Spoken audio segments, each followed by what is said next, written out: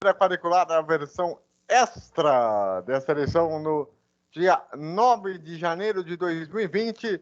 Estamos no ar para mais um bandeira quadriculada extra no Dakar 2020, em que nós tivemos o quinto estágio. Vamos chegando aí. Deixa eu pensar aqui por um terço, fazendo as contas. Está quase um terço do que está acontecendo. Diga, César. É quase um terço do Rally Dakar, quase chegando na metade. Estamos quase chegando lá na metade.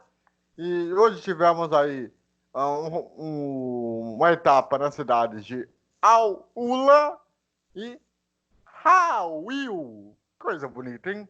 Deixa eu fazer a piada, não pude fazer ontem porque estávamos muito preocupados. Diga-me. Aula! E aí? Coisa bonita.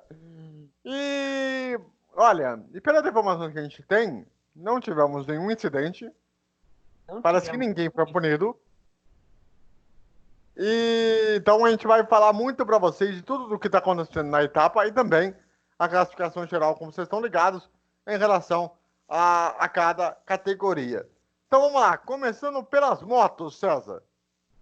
Olha, na etapa de hoje, quem venceu a parada foi a KTM com o Upprice em primeiro, a Husqvarna com o Pablo Quintanilha em segundo e Andrew Short, companheiro da Husqvarna, em terceiro americano, e Rick Brabeck da Honda em quarto. O tempo do Tour Price foi 3 horas, 57 minutos e 30 segundos. No ranking geral, o Rick Brabeck ainda lidera, com 19 horas, 7 minutos e 19 segundos. E Toby Price está com uma diferença de 9 minutos e 6 segundos. Só que tem um detalhe. O Price ele foi punido na etapa anterior. Em outro está entre Neon e Aula. Então ele tem uma punição de 2 minutos. Essa punição está complicando a vida dele. E olha, meu filho, eu acho que é o seguinte. A briga está aberta entre Husqvarna, KTM e Honda. E o brasileiro, o Berrocal. Aê, garoto! Ô, moleque! Ele chegou na 82ª posição nessa etapa de hoje. Como é que ele está no geral? No geral, o Berrocal, estou vendo aqui, a gente tem que citar também os irmãos Benavides também. Estão indo bem na Argentina. Sim. Os irmãos Benavides estão indo muito bem. E eu vou falar uma coisa: os sul-americanos estão indo bem demais. A gente falou isso ontem, mas a gente pode chegar à conclusão que o Berrocal avançou, está em 73º lugar. Tá ali, não sai muito daquela posição. Pensa bem, ele já chegou a 90º, a 73º, já é uma vantagem. Tirou um pouco daquele prejuízo inicial. Agora tá ali, 80º, daqui a pouco ele pode chegar a 70º. Vamos ver até o final do Qatar se ele conseguir chegar. Em que posição que ele vai conseguir fazer, né? Mas enfim. Mas como você falou, né, César? Os argentinos, principalmente, né? E principalmente os chilenos, né? Têm feito resultados excelentes. Acabou que tinha falado as outras categorias aí que também os sul-americanos estão dando um trabalho ferrenho. Não é pouco. Não, e sem contar os americanos nas motos e nos protótipos. Exatamente, né? Agora, também tem um detalhe. Hoje, o fato da KTM ter ganhado a etapa, né? Das motos, será que seria um início de recuperação? De recuperação? Acho que sim, porque eu vou pensar também, a Husqvarna também ganhou também. Fez o trio. E a Husqvarna era que estava com mais problemas, junto com a Honda. E a KTM virou o jogo, porque no geral, nas motos, vamos pegar aqui, o Toby Price está com 19 horas, 16 minutos e 25 segundos. Tem a diferença de 9 minutos e 6 segundos para a ronda do Rick Brabeck, que é o americano. Para ele, tem uma penalidade de 2 minutos, que já foi paga.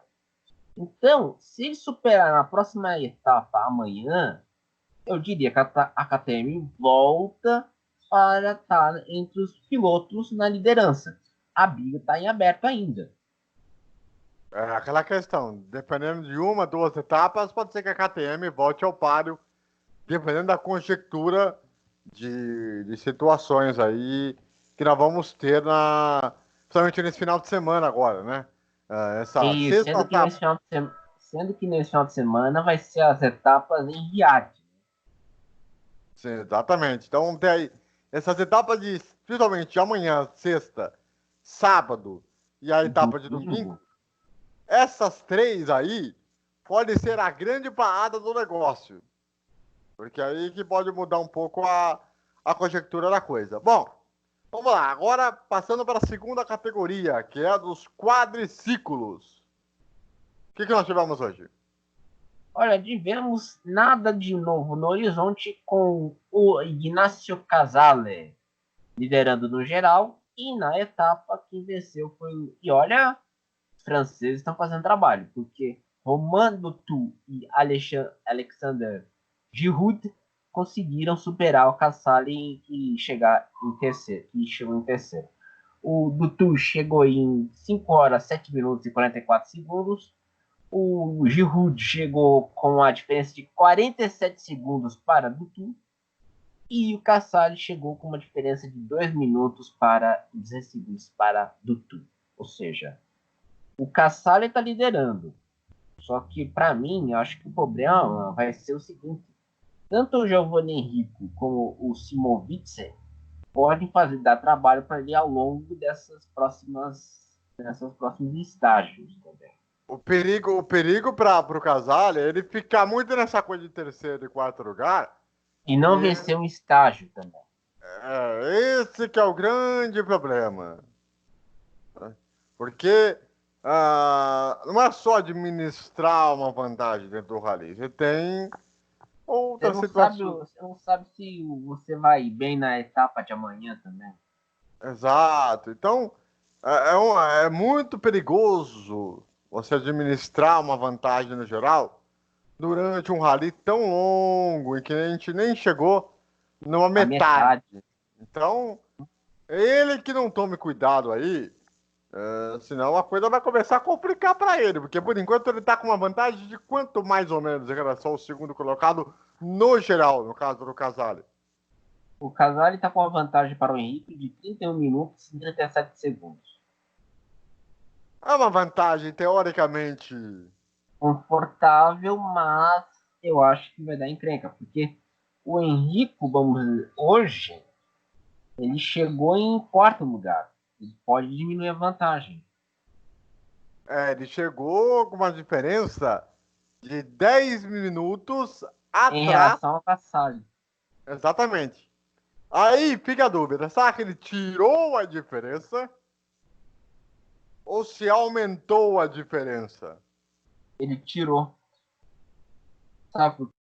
Porque a diferença no geral, aqui, nos quadriciclos, era de 31 minutos. E o Casale, vamos pegar aqui. Ele fez uma diferença para o líder de 2 minutos e segundos. O Henrico, para o líder, fez uma diferença de 12 minutos e 50 segundos. Ele está tirando a diferença aos poucos. O Casale não está ganhando os estágios, mas que deveria ganhar. Por isso e a diferença era enorme.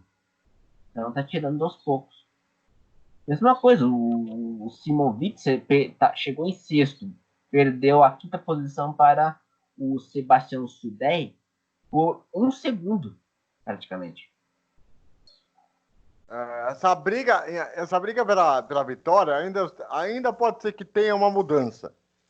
Mas o Casale que não fica esperto não, porque, olha, pode ser superado. Do jeito que tá, ele pode ser superado. Tá muito perigoso ele ficar nessas posições de terceiro, quarto, e o cara tá tirando a diferença. Se ele ir tirando essa diferença, porque a questão é o seguinte, não é só você ter a regularidade de posição. É como é que fala? É A junção. você vencer as etapas. E a junção dos tempos que você É tem. verdade. Tem essa Né? questão do tempo também. E Né? também tem um detalhe: o Blitz tem uma punição de 4 minutos. Outro Uhum. argentino, o Manuel Andujar, tem 7 minutos de punição. Aí. Por exemplo, se a gente for pegar aqui o Rafał Sulik, polonês, numa dessas ele supera o Vitsi numa especial amanhã. Sim. Aí fica aquela questão: como é que você cumpre essa punição? Né? Eu acho que a punição vai ser acrescida ao tempo. Não é Como como se nós é como se você tivesse. um tempo a mais. Vamos pegar um exemplo aqui. Fórmula 1, você lembra, por exemplo, quando acrescenta 5 segundos no tempo após a corrida? É, Exatamente. É como se você tivesse chegado, foi de 5 minutos ou 5 segundos depois de uma linha de chegada do vencedor. Mesmo que você tenha chegado perto ou tivesse ganhado a corrida, como já aconteceu com o Vettel, por exemplo, no é Canadá. Então, só para vocês entenderem como é que funciona o essa sistema de. punição. Exatamente. Bom, agora indo para os carros. E nos carros, olha, tivemos a família Sainz muito bem e o Alonso de novo no top 10 na etapa. Bom que se diga, daqui a pouco o César vai também explicar como é que tá o geral nos carros. Mas hoje, até que uma atuação interessante, hein, César? É interessante porque quem venceu a etapa foi o Carlos Sainz e o Lucas Cruz. A Mercedes venceu com o bug da Mini. E o OTA está perseguindo junto com o Mathieu Baumel, da Toyota. Mas, meu amigo e minha amiga, você que está nos ouvindo aí no Bandeira Particulada, o problema é que o carro do Sainz venceu sobre uma vantagem de 6 minutos para o ATA.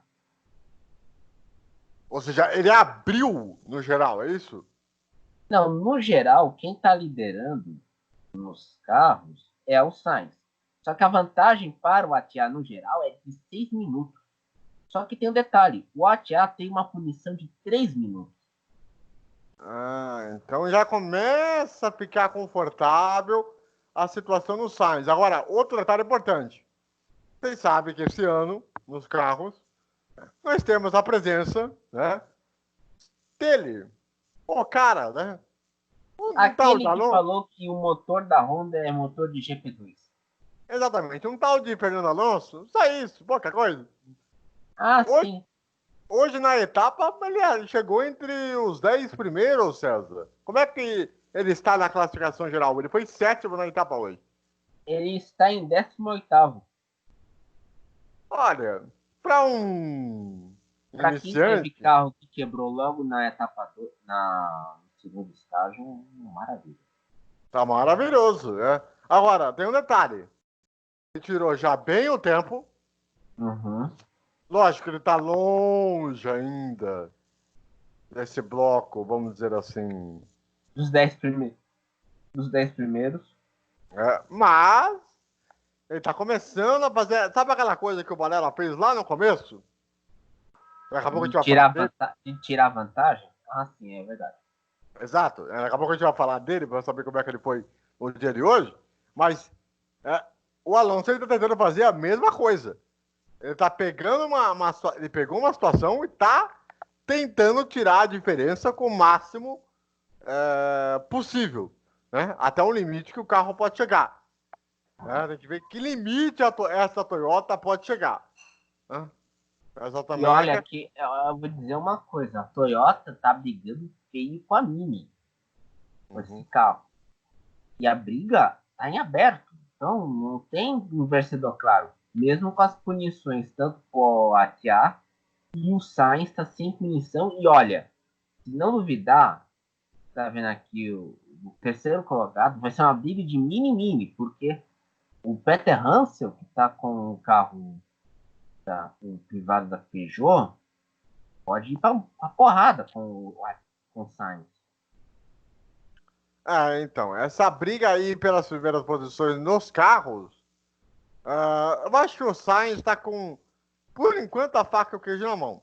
Só que Eu ele acho não que fala. não. O problema do Sainz é que ele tem bons competidores, como o Peter Hansel, o Azilio Agi, que é da Arábia Saudita, esse é desconhecido, e o Orlando Terranova, da Mini. Do Campeonato Goiás, para a Argentina. Esse tem que elogiar, porque esses caras estão fazendo um bom trabalho. Sim. Então, a situação do Sainz hoje ele é confortável, administrável, vamos dizer assim. E ele está ganhando etapas, né? Ele está Isso ganhando. que é a diferença. Isso que é diferente, porque ele está ganhando etapas. No geral, hoje, ele está no geral. Mas quem venceu a etapa hoje foi o próprio Sainz. Então, e a diferença que ele venceu o Poitiers foi de 2 minutos. Quase 3 minutos. Ele tá, além dele administrando a vantagem, Ele está vencendo. ele está vencendo as etapas, né? Então, esse que é a grande questão. Bom, vamos então agora falar aí dos chamados queridíssimos protótipos. Ou, Tá. ou como você queira chamar, né? Bug.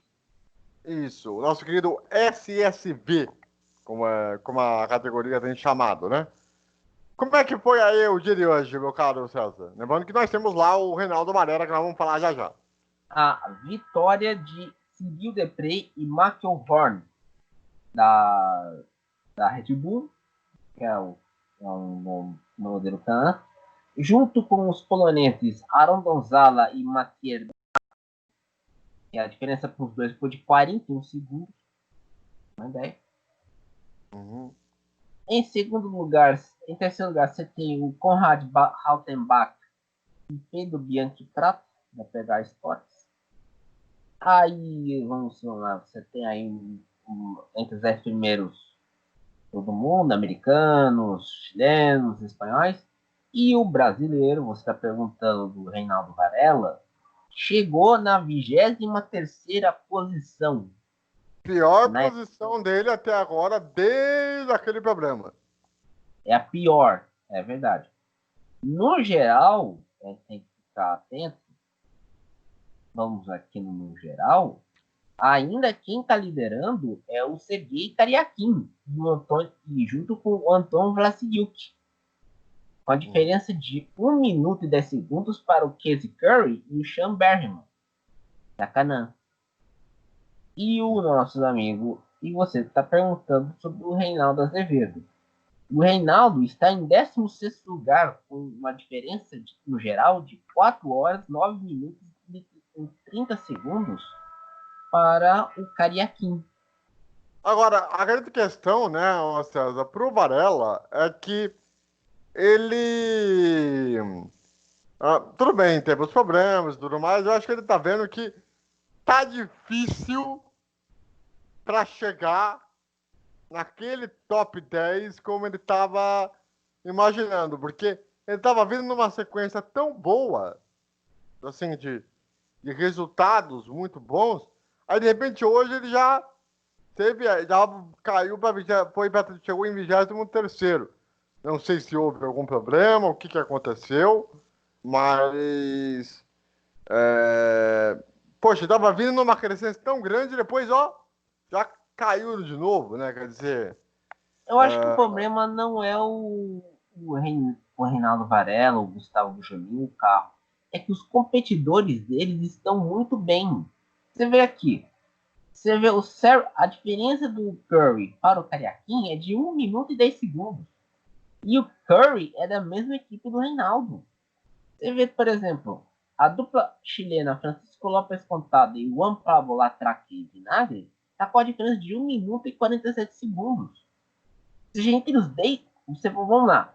Entre os 3 primeiros, a diferença do primeiro para o terceiro é quase 2 minutos. Então, os competidores estão muito rápidos. É É bastante coisa. muito rápido, estão muito bem. Para tirar essa diferença aí, o Reinaldo vai ter muito que tirar da cartola, né?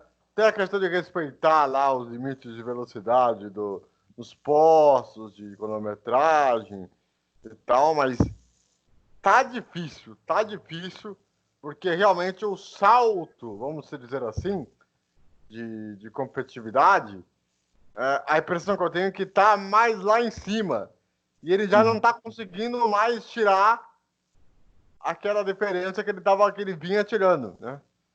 A não ser que amanhã, Exato. a não ser que amanhã ele consiga fazer uma recuperação realmente muito grande. Porque como ele já está largando com um tempo muito atrás, tá ficando cada vez mais difícil para você Para tirar, ultrapassar. exato, para você ultrapassar, para você tirar a diferença. Então, isso acaba sendo um prejudicial muito grande para ele, né? Muito por conta do que aconteceu no problema do volante lá no começo, lá na primeira estágio. Eu acho que isso que está fazendo a diferença agora. Porque qualidade ele tem, capacidade ele tem. O problema é Mas que, precisa de um carro que seja durável. Essa é a questão. sim. Né? Vamos pro Agora caminhão? vamos lá, vamos então para os caminhões, que é a última categoria que fecha. Aí, olha, uma coisa para você, viu? Esse tal de povo russo tá dominando e não tá pouco, viu? Olha, desde o começo desse Rally Dakar, impressionante o como a Rússia tem dominado nos caminhões, hein, César? Meu Deus. Hoje quem venceu o estágio é o Dmitry vou ter que falar devagar. Dmitry Sotnikov, chamado como Ruslan Akhamed e Igor Akhmedsenov, com um tempo de 4 horas, 12 minutos e 4 segundos. Seguidos pelo trio Anton Shidlov, Dmitry Nikitin e Ivan Tatarinov, com um tempo de 4 minutos e 15 segundos e 10 segundos. 15 minutos e 10 segundos. E o terceiro colocar, Andrei Kadinov, Andrei Mokiev e Igor Leonov. Olha, o Sotnikov, que venceu esse estágio hoje, os três primeiros são tudo Kamaz. A montadora que está dominando o Dakar desde 2016. E, no geral, o Kadinov está liderando com uma diferença de 14 segundos e 53 minutos para o Shibalov. E o canto da sereia chegou para a mar da Bielorrússia com o Sergei Vyasovich, Pavel Hararin e Anton Zaprochanka, que tem uma diferença de 23 minutos e 58 segundos para o Kadinov. E aí, meu amigo, a decepção.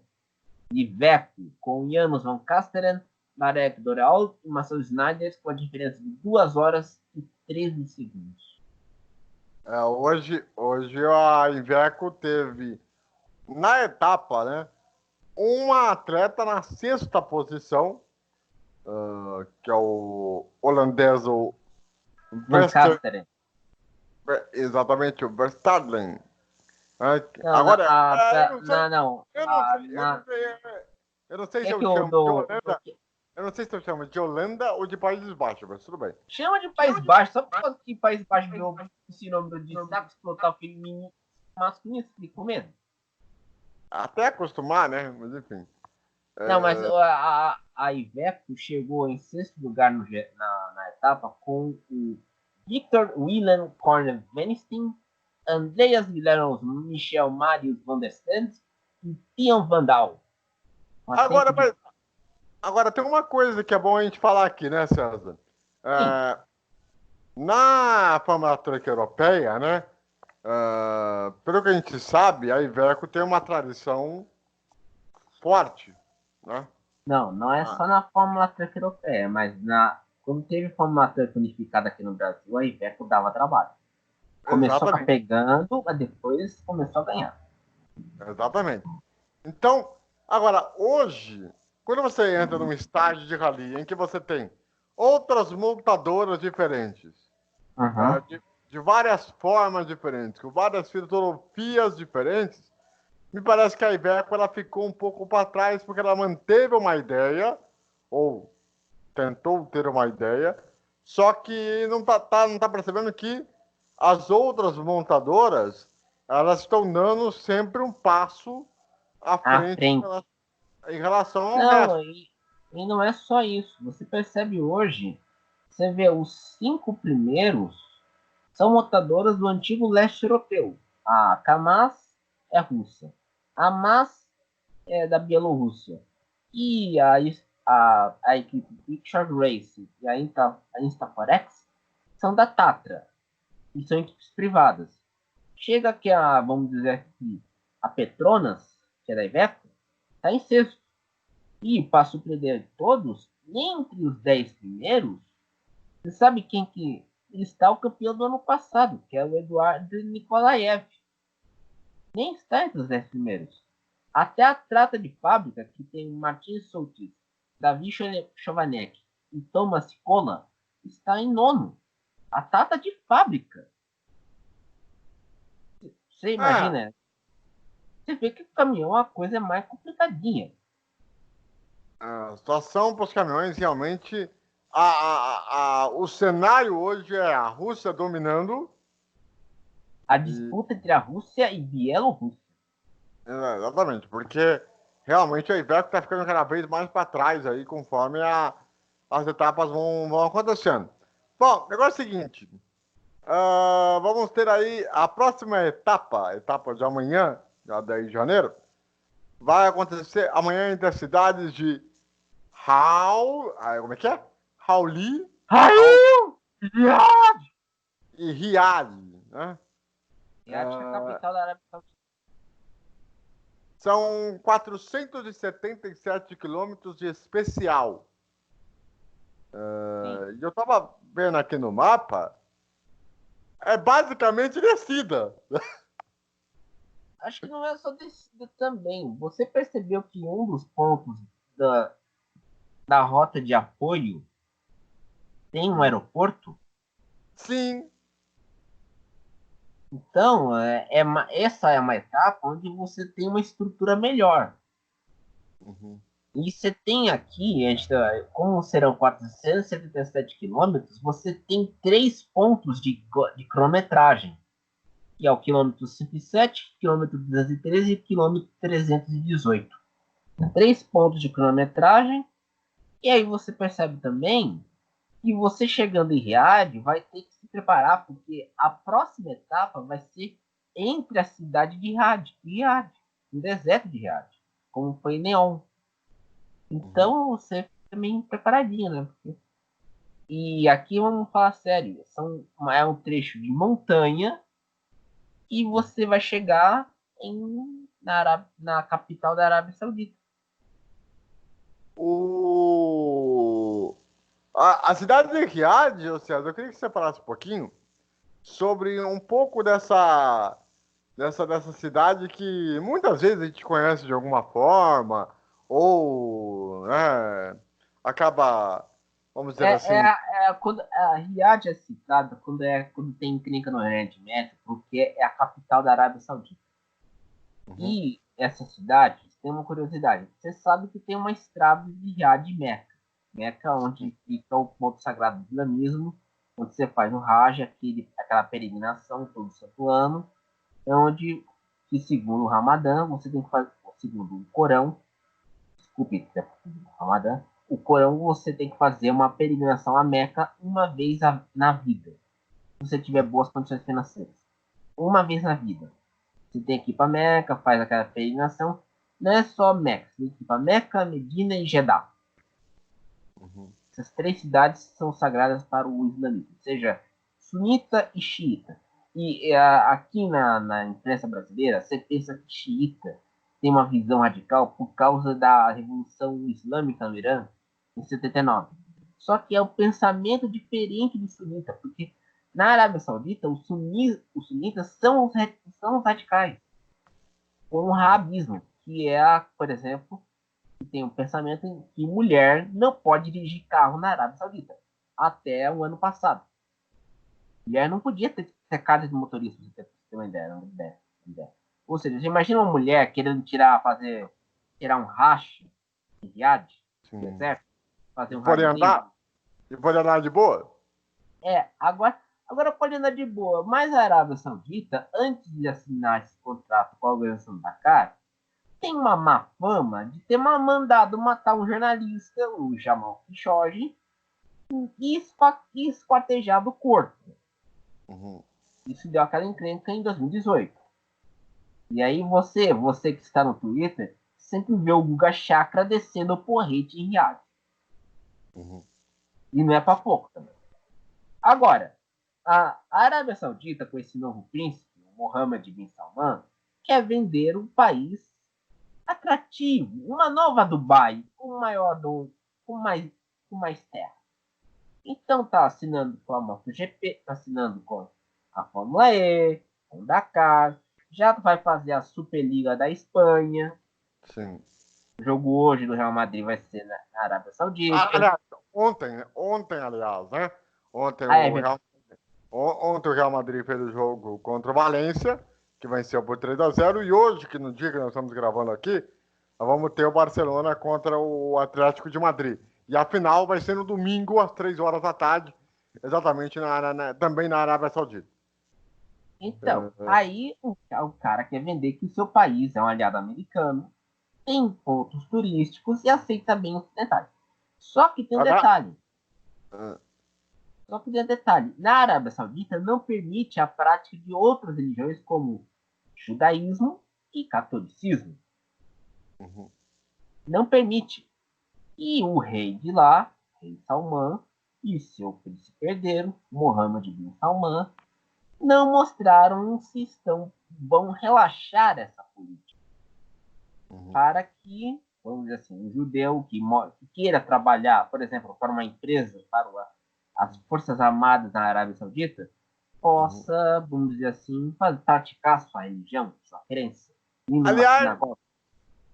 Aliás, eu queria abrir um parênteses, que é o seguinte, né? Antes de a gente falar dos horários da etapa de amanhã, a Arábia Saudita está começando a investir no esporte de uma maneira muito grande. Porque você já teve pesada até.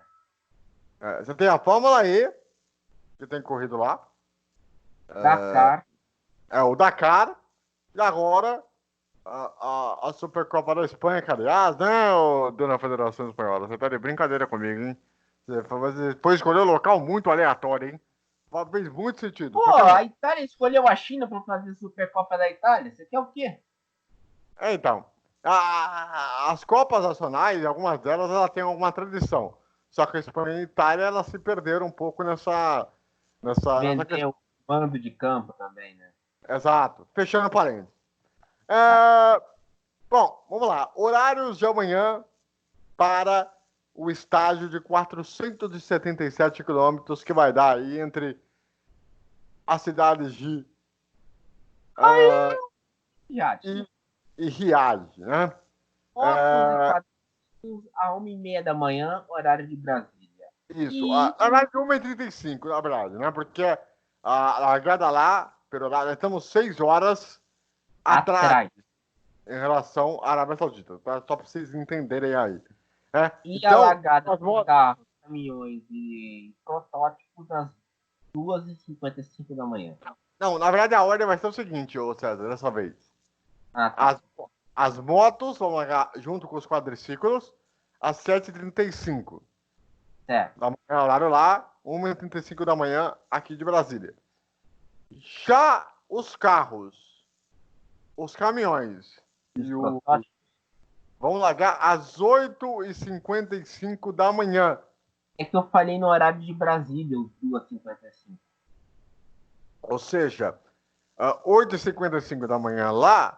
E 2h55 aqui. Quase 3 da manhã, horário de Brasília. Então, pela primeira vez até agora nesse estágio,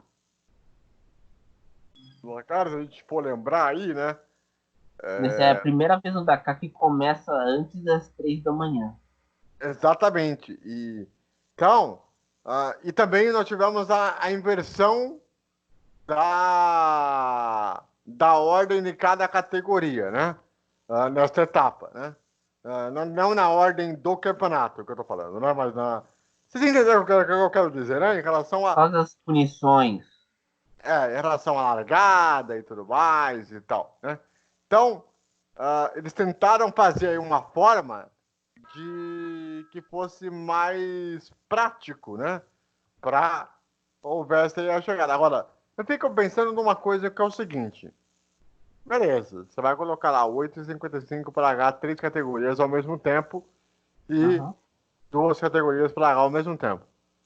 Como é que você vai fazer a ordem para quem vai largar primeiro? Não, na verdade, você vai fazer o seguinte. Quando você tem carro, você tem os carros, caminhões e os quadris e os protótipos, você coloca uma área, um, um, uma para carro, uma para caminhão e uma para protótipo. E larga ao mesmo tempo. Uhum. Aí, como você percebe que tem uma diferença de um para outro, lá no geral, você vai largando com a diferença. 1 minuto depois, vai largar o carro, por exemplo. Vou dar um exemplo. Você vai lá, o Sainz larga às 3h55, às 2h55 da manhã. Quem vai largar às 2h58 é o carro do Atiá. Então você Aí o tem carro. ali. É assim que vai ser, dependendo, vai largando dependendo da diferença de cronometrada. E os pontos de cronometragem vão determinar como que vai ser a próxima largada no próximo estágio. É uma forma até de você distribuir melhor cada categoria e Uhum. a maneira mais fácil de não ter confusão de acidente, de confusão de questão e tal. Aliás, tem uma coisa aqui que me chama a atenção, César, que eu queria que você me ajudasse a explicar. Fala. Tem essa parte vermelha, né? Esse trecho vermelho aqui do circuito. E tem Que é essa o das parte. especiais. Ah? Que é o das especiais. Essa parte verde é dos carros de assistência. Dos carros assistentes.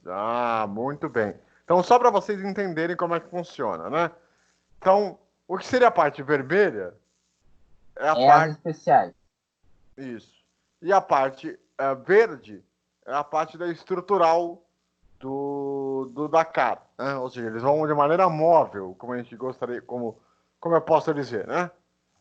Uhum. E é uma especial relativamente grande. É uma especial que vai exigir um pouco dos pilotos, mas pelo que eu tô vendo aqui, né, César? Eu queria que até você comentasse. Nós temos aqui um pequeno trecho no começo de descida, aí tem um pouquinho de subida, aí mais um pouco de descida, aí vão descendo praticamente quase até o seu final, né? E a chegada, Uhum. você tem que fazer uma coisa meio torta para você chegar na cidade, né? Então, na cidade, você chega na mesma rota. Você percebeu aquela rota que está com vários quadradinhos? Uhum. Essa mesma rota é a rota que é usada tanto pela especial como a equipe de ajuda. Sim. Então, Para assim, esse chegar junto. trechinho, esse trecho final aí, vai ser complicado para os caras, hein? Porque eles vão ter que. É como se você estivesse dando a volta e você tem que fazer todo ele torto, né? Tem que fazer todo o trechinho Não, torto. para quem acompanha ciclismo, é aquele trecho que, quando você tem a volta da França, você tem um ciclista e um carro da organização e um carro da equipe de ciclista. Sim. É esse trecho. A única diferença é que no ciclismo, por exemplo, na volta da França, como você tem um trecho de subida de montanha, não tem como você botar dois carros, duas Não, não áreas. tem como. A organização coloca um carro só, que é um carro da própria organização, que acompanha os ciclistas. Exatamente. Então, é que é como. Para quem vê a imagem internacional, é aquela Skoda, aquele carro Skoda. Você vê aquela marca Skoda, que é o carro que patrocina a Tour de France, acompanha, vamos dizer assim, na parte final, o ciclista que está liderando. É o ciclista da jaqueta amarela. Bom, para a gente fechar, César, eu queria que você falasse o seguinte, a sua projeção para a especial de amanhã e qual vai ser o grande diferencial desta etapa de amanhã?